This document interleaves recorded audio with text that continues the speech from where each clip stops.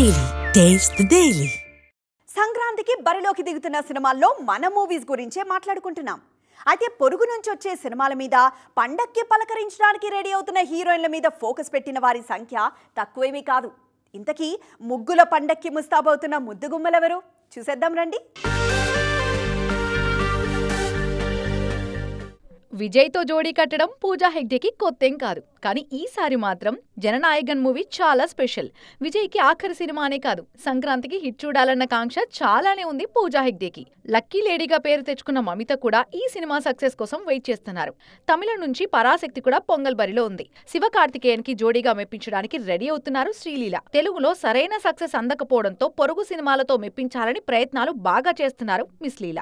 ఆమెకు పోటీగా ఈసారి బరిలో చాలా మంది ఉన్నారు. మీనాక్షికి అనగనగా ఒక రాజు క్లిక్ అయితే హ్యాట్రిక్ సంక్రాంతి రిజిస్టర్ అవుతుంది. భర్త మహాశయులకి విజ్ఞప్తి సినిమాతో ఇద్దరు హీరోయిన్స్ పోటీలోకి వచ్చేస్తున్నారు. అటు మనశంకర వరప్రసాద్ గారితో నయన్ అండ్ క్యాథరిన్ రేస్ లో కనిపిస్తారు.